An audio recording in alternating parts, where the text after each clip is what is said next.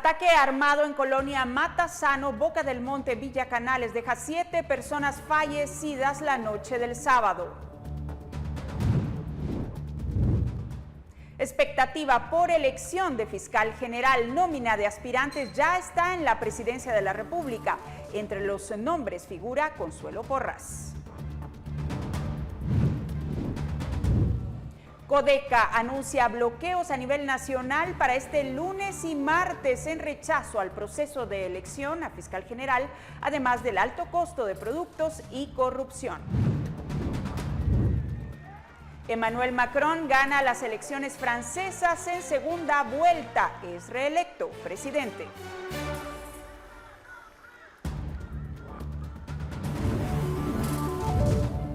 Y en esta emisión no se pierda los momentos llamativos y curiosos de la semana en Las Inolvidables.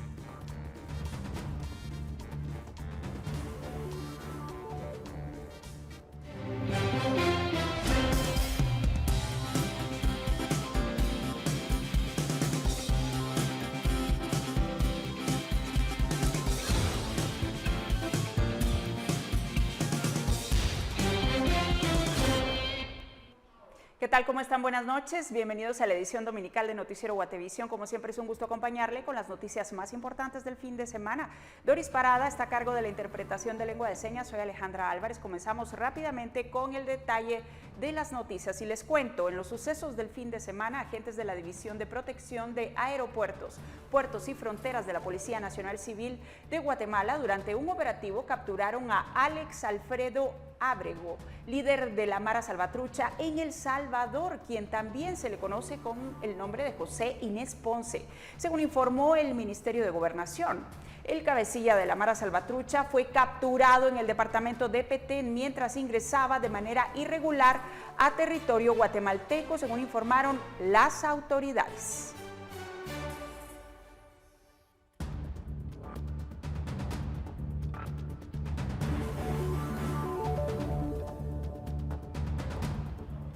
Y bomberos voluntarios acudieron el sábado a la Cuarta Avenida y Cuarta Calle de la colonia Cerro Gordo, esto es en la zona 21 de la ciudad de Guatemala, luego de recibir varios llamados de emergencia, pues en el lugar se reportó a una persona con heridas de arma de fuego. Cuando los bomberos llegaron, la persona ya no contaba con signos vitales.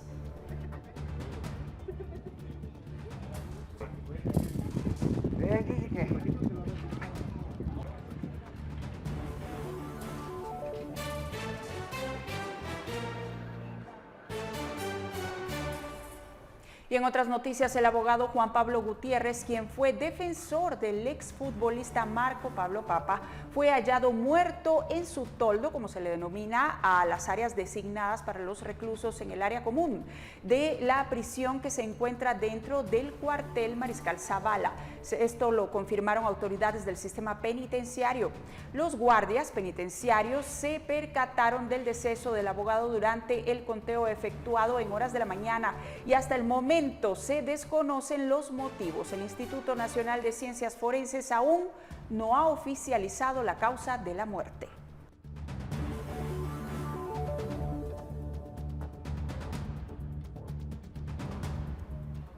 Y en el kilómetro 63 de la carretera hacia El Salvador, en jurisdicción de Cuilapa, Santa Rosa, se registró un accidente colectivo en donde bomberos voluntarios tuvieron que utilizar equipo hidráulico para rescatar a 8 personas que habían quedado atrapadas en el interior de un bus tipo Pullman, el cual colisionó con una plataforma.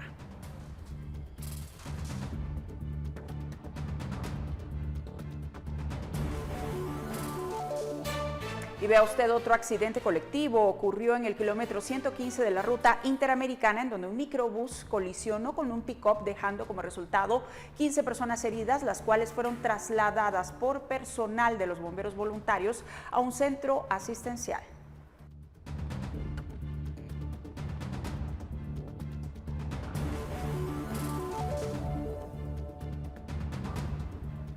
Y un motorista que se conducía en una motocicleta tipo pasola quedó debajo de un tráiler luego de que este lo arrastrara por 10 metros sobre la cinta asfáltica, según información de las autoridades que acudieron al lugar para atender la emergencia.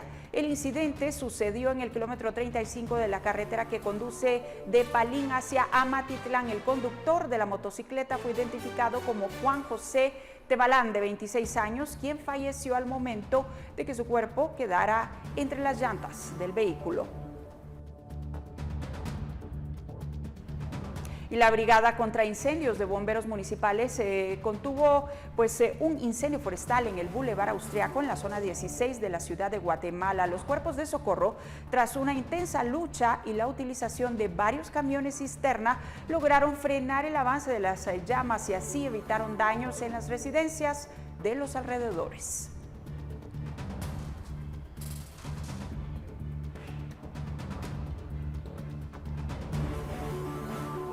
Y un ataque armado ocurrido en el Boulevard Los Olivos y 20 Avenida de la Colonia El Limón, zona 18, dejó como saldo a un joven de 17 años fallecido. Los socorristas que llegaron al lugar tras recibir el llamado de emergencia constataron que la víctima no contaba con signos vitales, pues se encontraba gravemente herida por múltiples impactos de bala en la región del cráneo. Familiares que se presentaron a la escena del crimen para constatar la identidad de la víctima dijeron no conocer las causas de este ataque.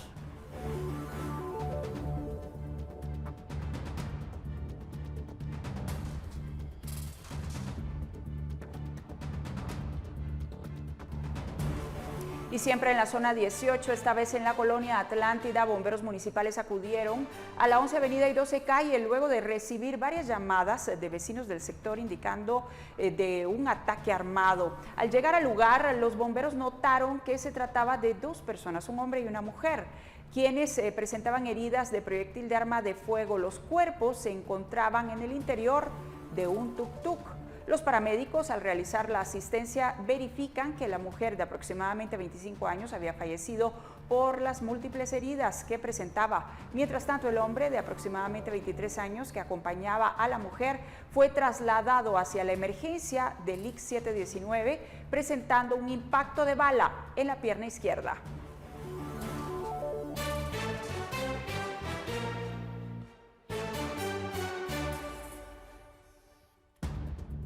Y en más sucesos, bomberos municipales informaron que un motorista falleció luego de que este perdiera el control de su motocicleta y cayera sobre un carril auxiliar impactando contra el suelo.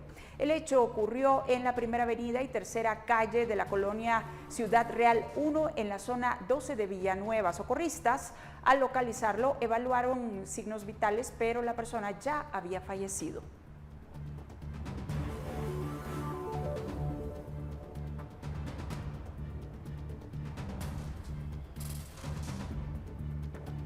Y en las siguientes imágenes puede observarse cómo un motorista impacta a alta velocidad contra un vehículo. El percance tuvo lugar en la 13 Calle y 13 Avenida de la zona 1 de la ciudad de Guatemala. Vecinos del sector detallaron que el motorista no se detuvo ante la señal de alto ubicada en la intersección, lo que provocó que se estrellara contra el vehículo sedán color negro. El piloto del automotor se dio a la fuga tras el impacto.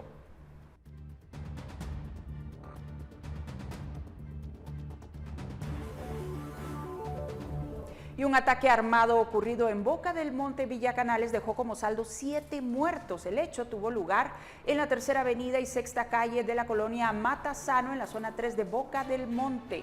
La versión preliminar divulgada por la Policía Nacional Civil señala que el ataque pudo tener origen en una rivalidad entre pandillas, pero es Edwin Pitán quien nos tiene una ampliación de este suceso. Latas de cervezas, una caja de jugo de vegetales, veladoras y temor es lo que quedó en la Tercera Avenida y Sexta Calle de Boca del Monte, Villa Canales, horas después de un ataque armado que dejó 7 personas muertas. El caso se ha calificado como una masacre. Ayer por la tarde, a las 18:30 horas, en una esquina, varios jóvenes ingerían cervezas. Era un grupo de hombres que estaba conviviendo en la vía pública. Algunos habían terminado de jugar un partido de fútbol en una cancha que se ubica a una cuadra. La convivencia se interrumpió cuando desde un automóvil les dispararon. Según vecinos, fueron varios los disparos que se escucharon. En el lugar quedaron muertos 5 hombres. Horas después, allí están las veladoras y la cinta amarilla de la escena de esa masacre.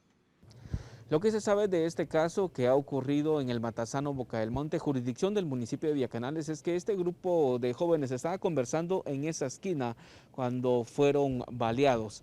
En el lugar hay veladoras, están las cintas que resguardó así la escena el Ministerio Público y de esa manera recogieron algunos indicios de esta balacera que dejó solo acá 5 víctimas mortales. Las otras fallecieron en el hospital.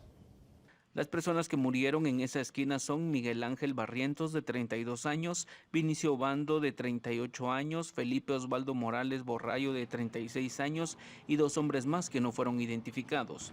Fuentes del Hospital Roosevelt informaron este domingo que 2 personas que ingresaron de ese ataque armado fallecieron en ese centro asistencial.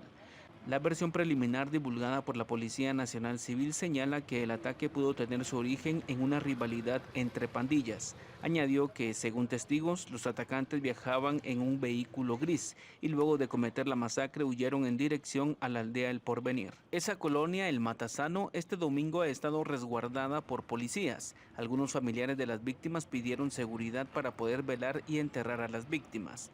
Hay 2 agentes patrullando el área y periódicamente pasan las patrullas. Con imágenes de Eric Ávila, reportó Edwin Pitán. Jocelyn Saraí Joachín salió de su casa en una colonia que se ubica en la zona 6 del municipio de Chinautla. En sus brazos llevaba a su hijo Braiden Alexander Joachín, de 5 meses.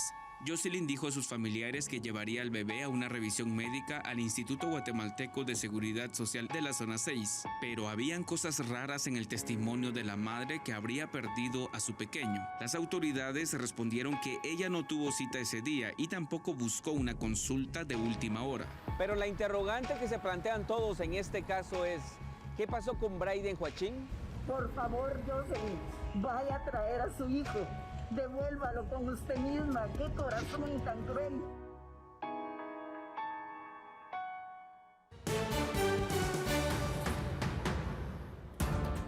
Hay expectativa por la elección de fiscal general. La nómina de aspirantes ya está en la presidencia de la República. Le contamos más al volver de la pausa.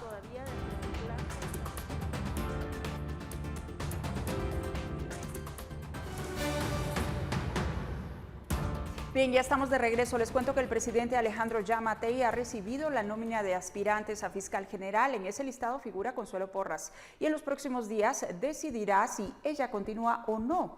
La inclusión de Porras en la nómina contó con la intervención de la Corte de Constitucionalidad. El viernes por la noche la presidencia recibió la nómina de los 6 aspirantes a fiscal general, entre ellos Consuelo Porras, quien podría obtener la reelección si así lo decide el mandatario Alejandro Yamatei. La inclusión de Porras en la nómina no estaba clara durante la semana. De 15 integrantes de la comisión de postulación, 7 se oponían a que siguiera como candidata, pero había 8 que sí la respaldaban. En esas sesiones hubo 9 rondas de votación y nada. Porras no encontraba los 10 votos como mínimo para integrar la nómina de candidatos. Reitero que la postulante cumple con los requisitos del artículo 113 de la Constitución. En este momento mi voto es no favorable. Y reitero los argumentos vertidos desde la primera vuelta de esta votación, en el sentido de que el voto no es favorable. Hubo un receso y se convocó para el fin de semana, pero el jueves se conoció que había un amparo interpuesto por Eric Castillo, expresidente del Tribunal de Honor del Colegio de Abogados, y en menos de 3 horas la Corte de Constitucionalidad le había dado trámite. Ese amparo justificó que había amenaza de no integrar la nómina de aspirantes a fiscal general con las mejores calificaciones. Ese recurso beneficiaba a Porras. Entre los 4 profesionales que competían por la 6ª plaza en el listado, ella era la que tenía el punteo más alto. El Tribunal Constitucional otorgó el amparo provisional y ordenó integrar la nómina, y los 7 comisionados que se negaban a respaldar a Porras cambiaron su voto. En atención a lo dispuesto en la resolución emitida por el Tribunal Constitucional de nuestro país, y siendo respetuoso de lo dispuesto en esta dentro del expediente 2319-2022, emito mi voto a favor de la Postulante María Consuelo Porras Sargento. Reiterando lo que he mencionado en cuanto a que la postulante cumple con lo establecido en el artículo 113 de la Constitución y en acatamiento de lo considerado y ordenado en la resolución dictada por la Corte de Constitucionalidad, expediente 2013-19-2022, mi voto es favorable. La nómina, integrada por Néctor Guilebaldo de León, Jorge Luis Donado Vivar, Darlene Apolonia Monge, Gabriel Estuardo García Luna, Henry Alejandro Elías y Consuelo Porras, fue entregada al presidente Alejandro Yamatei. El mandatario en los próximos días elegirá al nuevo fiscal o bien puede reelegir a Porras. Antes, la nómina será publicada en el diario oficial y habrá plazo de 72 horas para impugnar ese listado. En caso no haya reproches, la postuladora no tendrá que desvanecer. El 18 de mayo próximo deberá de asumir el nuevo fiscal general o si bien Yamatei elige a Porras, se confirmará su continuidad al frente del Ministerio Público. Reportó Edwin Pitán.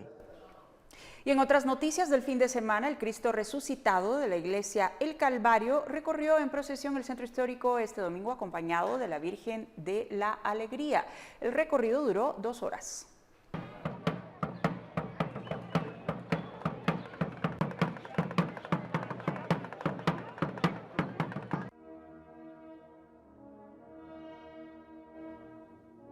Este domingo a las 10 horas salió de la iglesia de la Recolección la procesión de Cristo resucitado con destino hacia la iglesia El Calvario.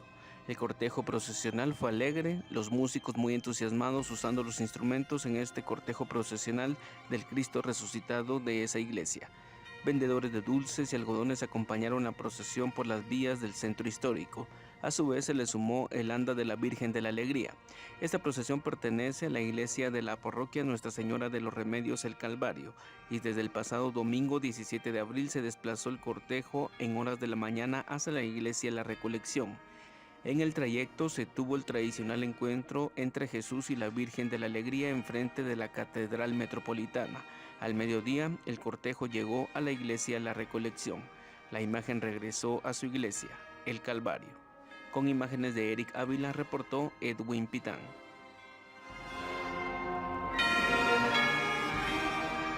Y los líderes de Codeca anunciaron, ponga atención, que este lunes y martes habrá bloqueo de carreteras en todo el país. En una conferencia de prensa dieron a conocer los lugares en los que se estará impidiendo el tránsito. Los miembros del Comité de Desarrollo Campesino Codeca anunciaron varias movilizaciones con el motivo de un paro plurinacional que se llevará a cabo el lunes 25 y martes 26 de abril en varios puntos del país. Los motivos que provocan estas protestas son por los constantes actos de corrupción que se han suscitado en Guatemala, así como los últimos acontecimientos llevados a cabo en el proceso de elección del nuevo fiscal general y los elevados precios de productos y servicios.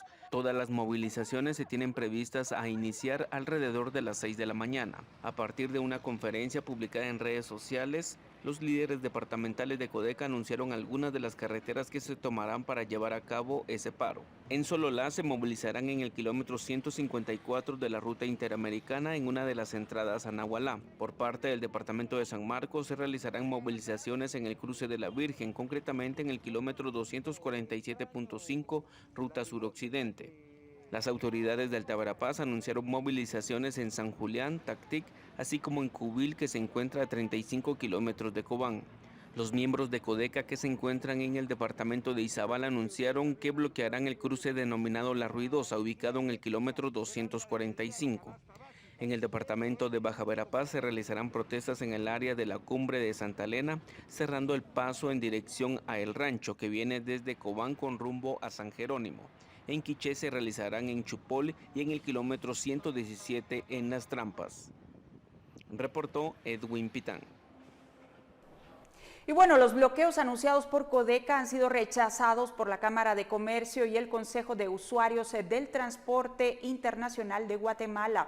En un comunicado, la Cámara de Comercio exigió a las autoridades evitar que las vías a escala nacional sean bloqueadas por manifestantes. Además, esa Cámara Empresarial pidió que les caiga todo el peso de la ley por esos reiterados atropellos. El Consejo de Usuarios del Transporte Internacional de Guatemala, mientras tanto, pidió a Codeca optar por el diálogo y no por los bloqueos.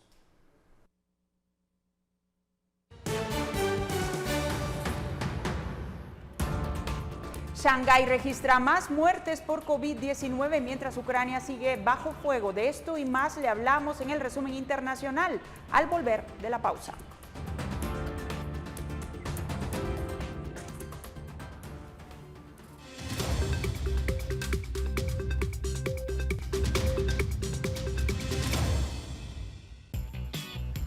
Nueva Corolla Cross, la SUV que estabas esperando. Presenta. Vamos con las noticias internacionales. Les cuento que el presidente centrista Emmanuel Macron fue reelegido este domingo por otros 5 años. Se prometió dar respuesta al descontento de los votantes de Le Pen, quien, pese a perder, logró el mejor resultado de la ultraderecha en una elección presidencial en Francia. Según las primeras estimaciones, el candidato de la República en Marcha, de 44 años, obtuvo alrededor del 58% de votos en el balotaje, una diferencia menor que en 2017, cuando derrotó a su rival de la agrupación nacional con un 66,1% de votos. A partir de ahora ya no soy el candidato de un campo, sino el presidente de todos, aseguró Macron durante el discurso de su victoria.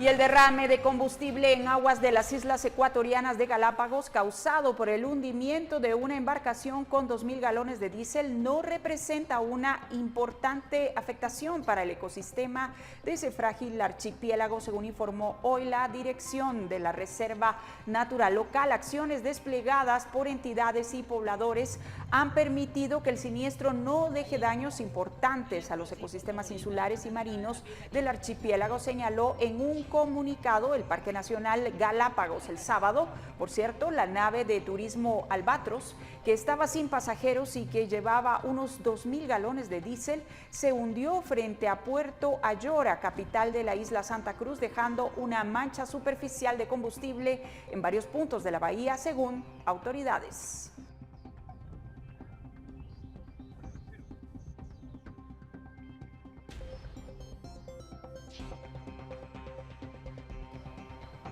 Y el hallazgo del cuerpo de una joven que estaba desaparecida en la norteña ciudad de Monterrey generó conmoción y protestas en México, en un caso paradigmático de la brutal violencia que viven las mujeres en el país. El cuerpo de Devani Escobar, de 18 años, quien estaba desaparecida desde el 9 de abril, fue encontrado en un hotel la noche del jueves en una carretera de los suburbios de Monterrey, capital del estado de Nuevo León. Grupos feministas salieron a las calles de esa ciudad para exigir justicia por la muerte de la joven. Centenares de mujeres portaban pancartas con leyendas como "Nuevo León es femicida" y "Basta de mentiras, basta de encubrir, las mujeres piden justicia".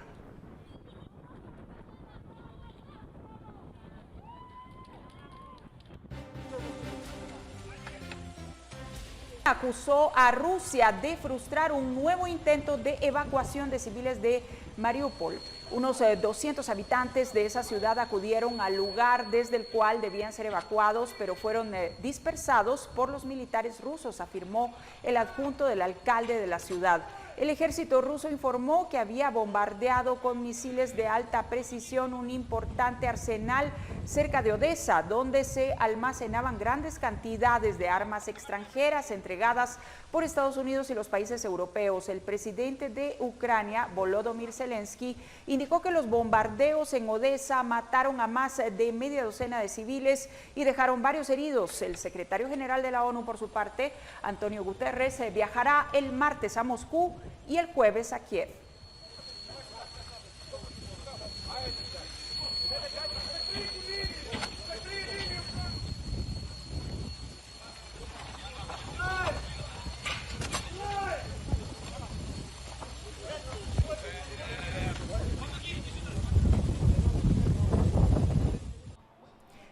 Y varios cientos de personas se reunieron en Bruselas para protestar contra la extradición de Julian Assange a Estados Unidos. Su esposa y abogada Stella Morris y el ex líder del Partido Laborista británico Jeremy Corbyn participaron en el evento y Morris dijo que el alma de los valores europeos está en juego.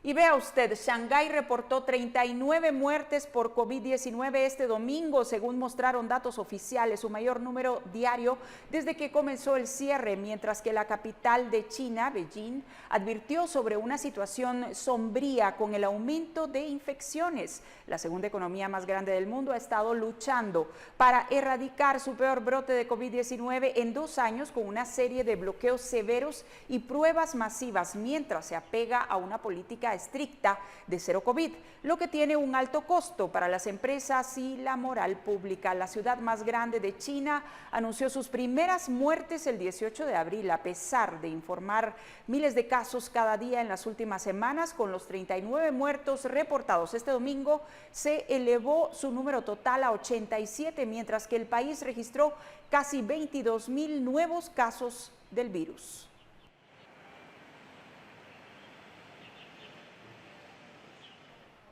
Y este fin de semana Brasil vivió uno de los espectáculos que más le caracterizan y que estuvo detenido durante 2 años, el Carnaval de Río de Janeiro.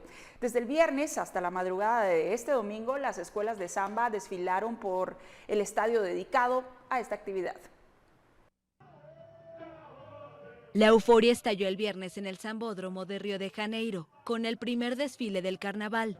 El evento se celebra luego de que fuera suspendido en 2021 por la pandemia de COVID. Unas 70,000 personas se pusieron en pie al ver entrar a la Escola Imperatriz, la primera de la noche. Va a ser como volver a pisarlo por primera vez, porque ya nos estaba haciendo falta. Va a haber mucha energía. Las 12 tradicionales escolas de samba, que electrizarán el Sambódromo durante 2 noches, cuentan cada una un enredo, una historia rica en referencias históricas y culturales, ensayada previamente durante meses. Este año una mayoría abordará temáticas afro, con un espíritu de reivindicación social y lucha antirracista. La emoción es por la reanudación, una celebración por la vida, más después de un año pandémico. La alcaldía no autorizó los llamados blocos, desfiles callejeros que se organizan normalmente en paralelo, pero algunos salieron a las calles. El carnaval alivió sectores económicos como el hotelero, con una ocupación en torno del 78%. La fiesta mueve unos $800 millones en la economía carioca y genera trabajo directo para al menos 45,000 personas. Nueva SUV Toyota Rise, la SUV fácil de conducir para una vida fácil de vivir, presentó. Jocelyn Saraí Joachim salió de su casa en una colonia que se ubica en la zona 6 del municipio de Chinautla. En sus brazos llevaba a su hijo Braiden Alexander Joachim, de 5 meses. Jocelyn dijo a sus familiares que llevaría al bebé a una revisión médica al Instituto Guatemalteco de Seguridad Social de la zona 6, pero habían cosas raras en el testimonio de la madre que habría perdido a su pequeño. Las autoridades respondieron que ella no tuvo cita ese día y tampoco buscó una consulta de última hora. Pero la interrogante que se plantean todos en este caso es, ¿qué pasó con Braiden Joachim? Por favor, Jocelyn, vaya a traer a su hijo. Devuélvalo con usted misma. ¡Qué corazón tan cruel!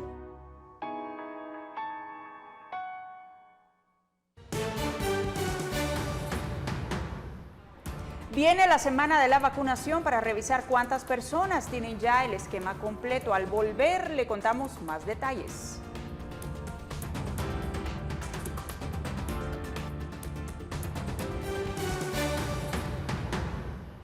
Bien, ya estamos de regreso y con el lema "Estás protegido, ponte todas tus vacunas". La Organización Panamericana de la Salud, el Ministerio de Salud Pública y el Instituto Guatemalteco de Seguridad Social buscarán que entre el 23 y el 30 de abril la población revise sus esquemas de vacunación y se inocule con los inmunizantes que le falten para estar completamente protegida.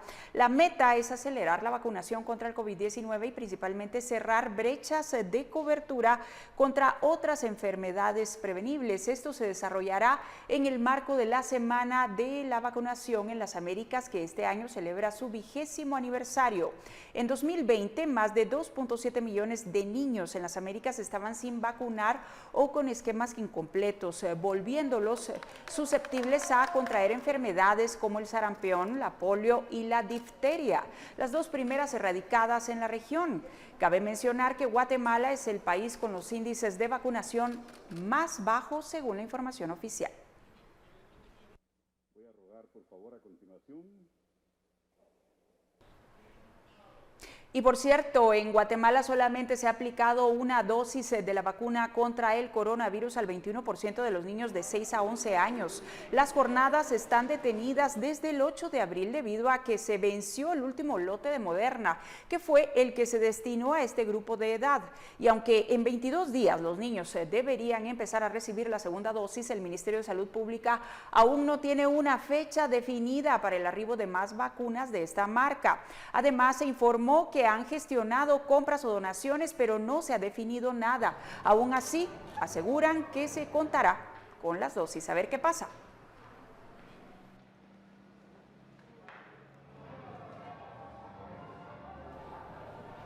Y en otro tema les cuento que para incentivar el desarrollo de las mujeres guatemaltecas, su acceso a microcréditos, a la capacitación laboral y a la prevención en materia de salud, la Organización Internacional ProMujer abrirá sus puertas en Guatemala a partir del 2 de mayo, según la información proporcionada. Lo que impulsará esta entidad tiene que ver con el desarrollo de la mujer, pero también por qué ellos vienen a Guatemala.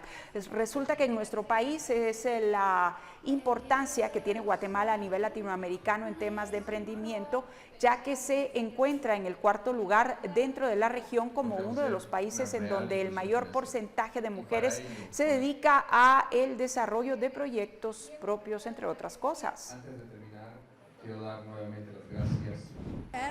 Es un modelo holístico, integral, donde buscamos acercarle todo lo que hace a la inclusión financiera, el acceso a servicios financieros, también la capacitación, porque no alcanza con darles acceso a los servicios financieros si no las capacitamos, si no les enseñamos a hacer un mejor uso de esos recursos que ellas reciben y también apoyarlas con recursos que ellas les permitan emprender. Todo lo que hace a los contenidos, el desarrollo de sus emprendimientos, también tratamos de acercarle. Y por último, y no menos importante, el tercer pilar de ProMujer es el acceso a servicios de salud.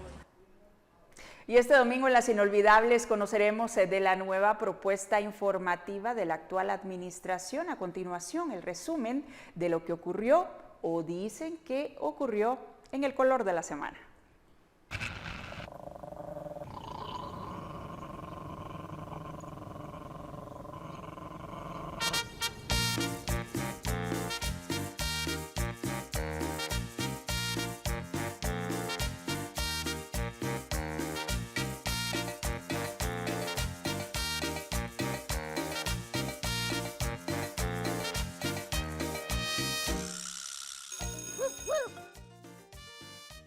Amigos, ya que a nadie del gobierno le gusta hablar para informar, mis jefes decidieron buscar la credibilidad de un chucho como yo, para ver si así ni nos creen.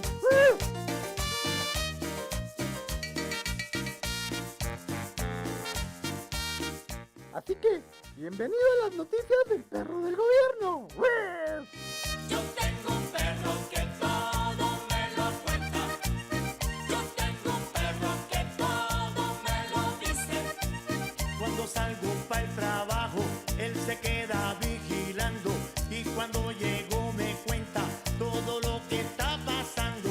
Ya terminó la Semana Santa. ¡Ah, qué bonitas tradiciones! Para atraer a más turistas, al ministro se le ocurrió que además de las procesiones, esta vez íbamos a tener a los Jesucitos voladores.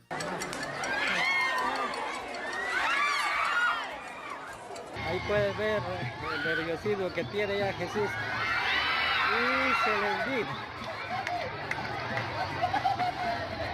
Jesús va a ser crucificado.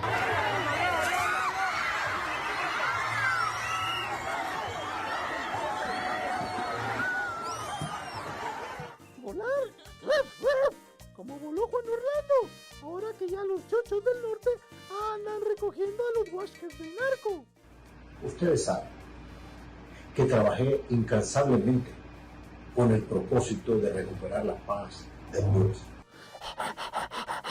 Pero ni crean que aquí va a pasar algo así. ¡Ruf! Por eso, el jefe puso a un par de chochos de finca para que a ley entrara la niña Connie. Esta es la historia de un buen amigo que compra un perro para que ese perro le vigile a su mujer. Cada vez que él sale para el trabajo, lo llama por teléfono y de esta manera el perro le contesta. Ahí se fijó, va con la mordida. 2 millones de casos, joven. 2 millones de casos. No importa que la tesis se la haya chapeado. En ese sentido, manifestarle con todo respeto, respetable dama, de que siempre he sido una mujer respetuosa de las leyes del país. Porque Naiden tiene un perro guardián de las tesis.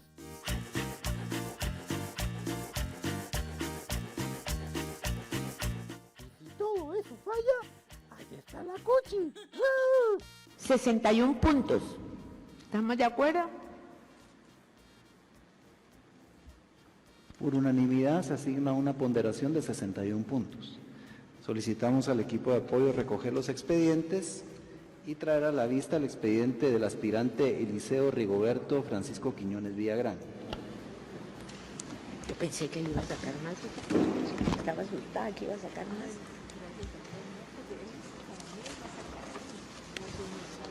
Expertise penal. Esa es mi presidenta de la corte. Tiene bien cuidado el hueso. ¡Wuf, wuf! ¡Ay no! Allí solo falta el Jesucito peleonero para defender a la señora fiscal.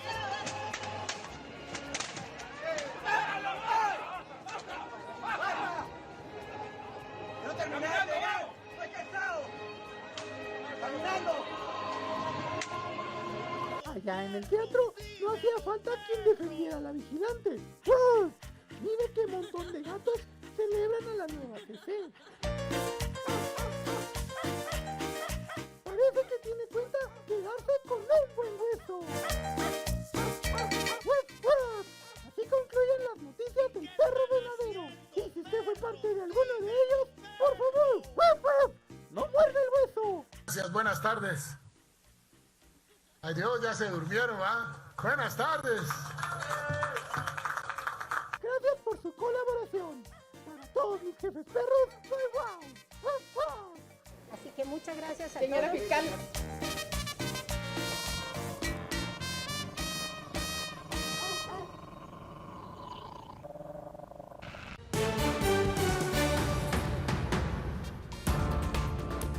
Este sábado se celebró el Día Internacional del Libro, por lo que hubo una serie de actividades. Le contamos detalles al regresar de la pausa.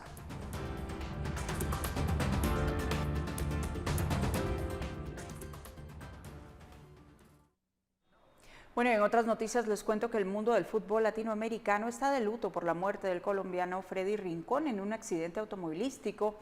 Este pudo evitarse, anunciaron forenses, si se utilizaba de manera correcta el cinturón de seguridad. El exfutbolista colombiano Freddy Rincón no estaba usando el cinturón de seguridad de forma adecuada en el momento del accidente de tránsito que le provocó la muerte. Esa es la conclusión de una investigación sobre el accidente. Un cinturón de seguridad se debe poner en este sentido y queda uno unido a 3 puntos. Lo que se logró demostrar aquí es que solo estaba en 2 puntos. ¿Qué fue lo que pasó? Que él lo sube y se lo pone aquí.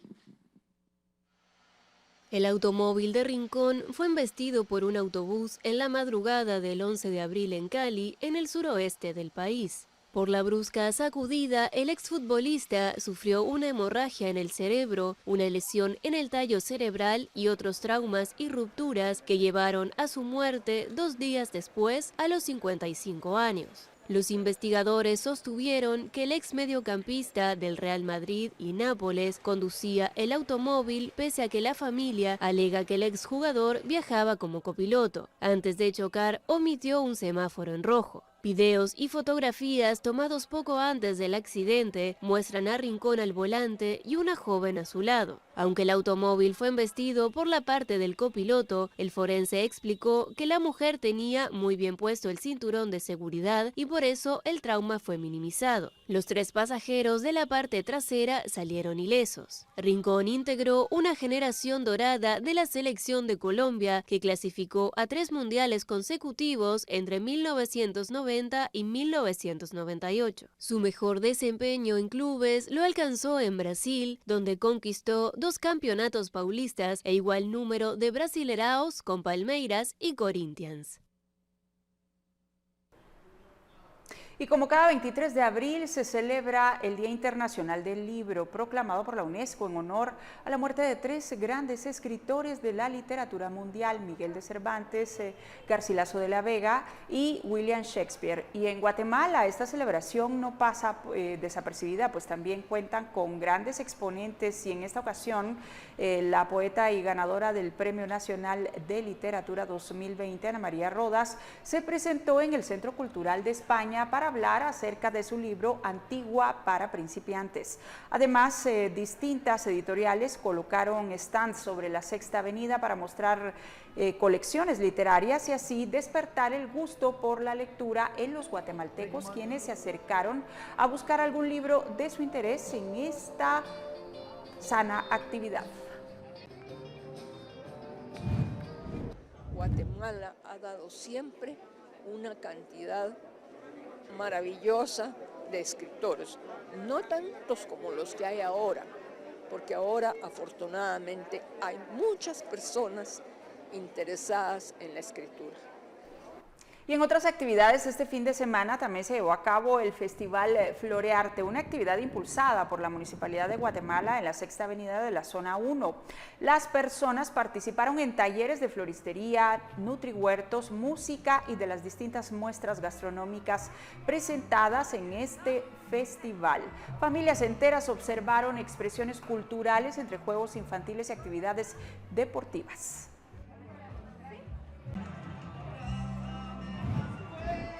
Bien bonito, ya que ya tiempos que no se ven actividades como estas. Nos estamos enfocando primero que todo en la naturaleza, ¿verdad? En lo que tenemos que aceptar, que eso es básico y debemos cuidar. Y adicionalmente también es muy importante que hay un proyecto que están llevando a cabo que se llama la Dirección Municipal para la Mujer.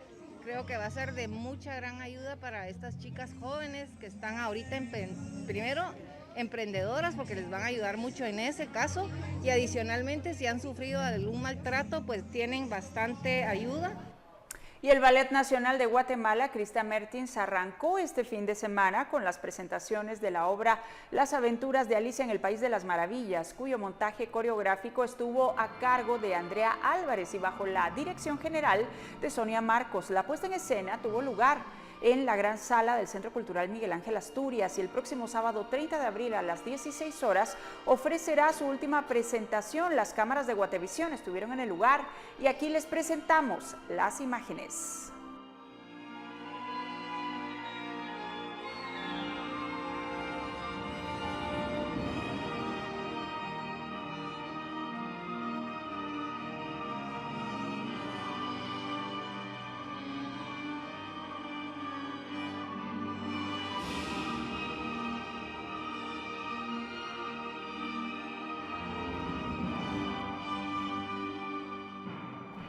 Y es así como llegamos al final de la edición dominical de Noticiero Guatevisión. Muchísimas gracias por su sintonía. Les dejamos con imágenes de atletas guatemaltecos que este fin de semana brillaron en Eslovaquia al ganar 6 medallas en marcha, de las cuales 3 corresponden al primer lugar. Se trata de José Barrondo, José Ortiz y José Calel con medallas de oro. Maritza Poncio obtuvo un segundo lugar, mientras que Jacqueline Teletor y Brian Ortiz estuvieron en las primeras posiciones. El medallista olímpico Eric Barrondo logró una nueva marca. Así que felicidades a los atletas guatemaltecos. Con esto nos despedimos. Buenas noches, que descansen.